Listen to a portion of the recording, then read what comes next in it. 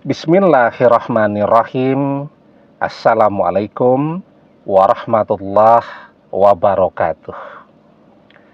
Bapak-bapak, ibu-ibu, mas-mas, mbak-mbak, khususnya adik-adikku sekalian yang dirahmati Allah dimanapun Anda berada. Kembali di IIP Channel bersama saya, IIP Wijayanto.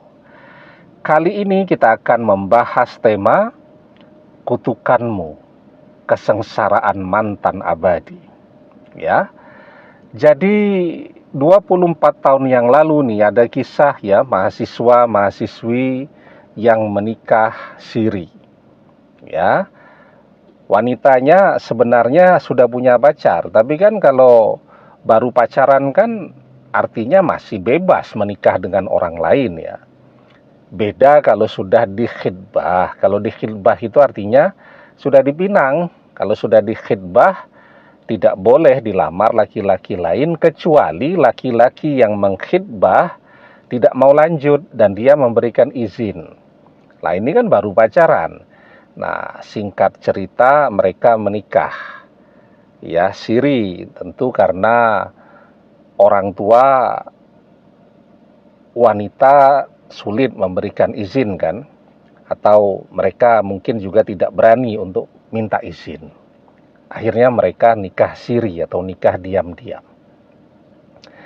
Nah, di dalam perjalanannya ternyata si wanita ini belok ya, CLBK, cinta lama bersemi kembali dengan mantan pacarnya, balik dia kepada mantan pacarnya. Ya, dan justru pada saat ketika orang tuanya si wanita ini sudah tahu mereka nikah siri dan sudah memberikan restu lah ya.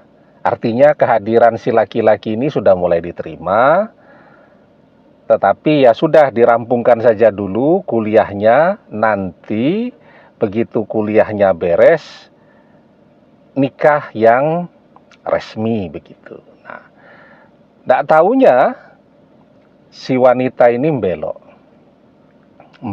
Laki-laki ini, si suaminya ini ya tentu marahnya luar biasa ya. Naik becak itu, si wanita itu, si istrinya itu sampai ya, dituding-tuding lah begitu ya.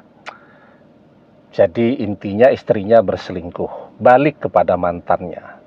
Nah, daripada ribut lagi, bertengkar lagi, dan seterusnya, ya suaminya kemudian pergi tapi dengan tidak pergi begitu saja, pergi sambil mengeluarkan atau melepaskan kutukannya.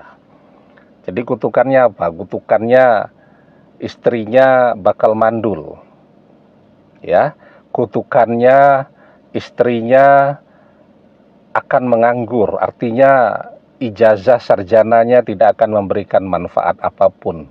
Artinya kalau mau melamar pekerjaan mesti ditolak terus. Kutukannya istrinya akan susah menderita selamanya, tidak akan pernah menemukan cinta di dalam hidupnya. Ya namanya kutukan ya. Jadi banyak kutukannya, apalagi kutukan orang yang masih muda ya. Jadi betul-betul tidak dipikir-pikir lagi itu mengutuk. Pokoknya semua kutukan dikeluarkan. Jadi apa yang terjadi kemudian? Si wanita ini tidak pernah menyadari bahwa apapun ya, laki-laki ini kan tetap suami dia nih. Walaupun pernikahannya masih pernikahan siri, belum pernikahan yang resmi itu, tapi masih suami dia. Dia tidak peduli dengan itu kalau dia ditanya oleh saudaranya, oleh orang tuanya, dengan si itu kan pernikahannya cuma main-main aja dulu ya, tidak serius begitu dan seterusnya. Nah, kemudian dia menikah dengan mantan pacarnya, menikah yang resmi. Ya, jalan beberapa tahun bercerai. Nikah lagi, bercerai lagi. Ya. Kemudian juga dari aspek pekerjaan ya tetap jadi beban orang tuanya terus. Seperti apa yang menjadi kutukan laki-laki yang sudah dia khianati, yang tanpa dia sadari dia sudah menyiapkan nerakanya sendiri. Kenapa? Lah ini masih suaminya, oleh suaminya ini memang sengaja tidak diceraikan. Ya. Jadi memang apa istilahnya ya? Sengaja digantung tuh pernikahannya itu. Jadi wanita itu ya terserah, kalau kamu mau kawin lagi ya kamu kawin lagi, artinya kamu berpoliandri. Kalau kamu berpoliandri kamu masuk neraka. Gitu kan? Tapi kan si wanita itu memang sudah tidak peduli. Dia sudah tidak mengakui lah pernikahannya dengan si laki-laki itu ya. Padahal kan tidak bisa begitu ya. Mana ada wanita yang bisa menceraikan suaminya, karena yang namanya hak mentalak itu kan memang cuma ada pada suami, tidak pada seorang istri. Nah, kemudian masuklah pada tahun 2024, artinya 24 tahun kemudian. Ya, tidak sengaja nih si laki-laki ini, si suaminya ini sebenarnya dia juga sudah nikah dengan orang lain, pernikahannya bahagia ya. Dia punya anak-anak yang sehat, anak-anak yang pintar, anak-anak yang cerdas dan sudah dewasa-dewasa. Ya. Kemudian anak-anaknya juga sangat baik ya. Kemudian pekerjaannya juga luar biasa ya. Di tahun 2024 ini kan kalau ada orang yang misal punya pekerjaan dengan gaji bulanan di atas 10 juta, itu kan sudah termasuk hebat itu ya. Nah, dia gajinya setiap bulannya besar, income-nya besar, pendapatan dari yang lain-lain juga besar ya. Pokoknya intinya hidupnya bahagia. Tanpa dia sengaja ketika menggunakan media sosial, istri sirinya itu yang sudah ndak karu-karuan lah, sudah kawin berapa kali lagi dengan laki-laki lain, artinya sudah berpoliandri berkali-kali itu, tiba-tiba muncul tuh postingannya di media sosial dia. Ya kan kalau media sosial itu kan dia punya algoritma ya, dia bisa saja tuh menghubung-hubungkan orang selama tidak saling memblokir ya. Mungkin si wanita ini baru menggunakan media sosial ya, tidak terlalu mencari tahu bahwa si laki-laki itu menggunakan media sosial.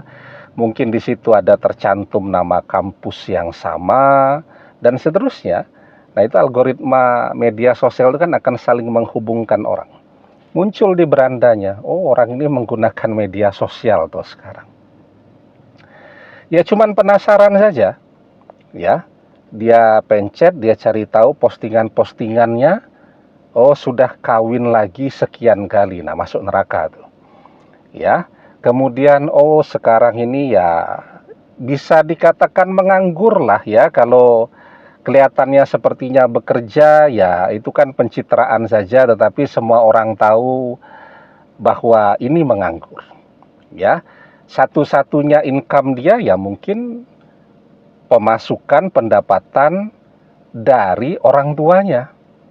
Ya kalau orang tuanya masih sehat walafiat, ya mungkin dia masih oke-oke saja lah. Tapi kan namanya orang tua tentu ada batas produktivitasnya ya dan seterusnya. Dan dari postingannya isinya ya penderitaan, ya keluhan-keluhan ya, bahwa dia lelah, dia capek, dia dikhianati dan seterusnya dan seterusnya. Nah, jadi terlihat ya bahwa dalam waktu 24 tahun kutukan itu bekerja terus kepada si wanita tadi. Karena tanpa wanita itu sadari, laki-laki ini tetap suaminya nih. Ya, yang ketika dia dikhianati, kutukan dari seorang suami yang dikhianati kepada istrinya yang durhaka, itu akan membuat pintu surga tertutup untuk si istri, pintu neraka terbuka selebar-lebarnya, dan azab dunia akan menyertai ya si istri yang durhaka tadi selamanya. Nah, jadi itu kutukan dari seorang suami yang dikhianati. Termasuk suaminya juga, karena orang yang dikhianati, maka apapun yang menjadi doanya kan adalah doa yang mustajab. Karena itu kan kita diajarkan wattaqi da'watal mazlum fa innahu laisa bainahu wa bainallahi hijab. Takutlah kepada doa orang yang terzolimi, karena sesungguhnya tidak ada hijab antara dia dengan Allah. Nah, tapi ketika ditanya kepada si laki-laki, masih tertarik tidak untuk balik misalnya dengan si wanita tadi? Jawabannya tidak. Padahal si wanita itu kemampuan dandannya, kecantikannya masih seperti 24 tahun yang lalu ya. Tapi dia bilang sudah tidak tertarik. Ya, ternyata kadang orang berpikir bahwa mencintai itu akan terjadi selamanya. Tapi ketika orang dikhianati dan seterusnya, perlahan perasaan cinta itu akan sirna. Yang tersisa sekarang cuman rasa kasihan. Coba seandainya si wanita itu tidak pernah mengkhianati dia, maka hidupnya tidak akan susah seperti itu. Kalaupun dia misalnya mandul, si laki-laki ini tidak akan pernah mengkhianati. Ya, kan misal laki-laki itu menceraikan istrinya karena istrinya mandul, misal gitu kan, pengen dapat keturunan. Kan laki-laki ini punya prinsip hidup yang berbeda. Sekali dia mencintai, ya maka dia akan bersama dengan orang yang dia cintai. Nah, jadi tetapi ketika dia ditanya apa mau balik lagi, enggak, katanya sudahlah, biarkan dia dengan kesengsaraan hidupnya saat ini.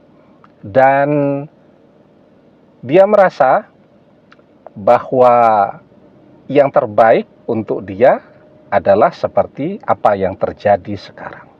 Dan apa yang Allah pilihkan untuk dia, itu adalah yang terbaik.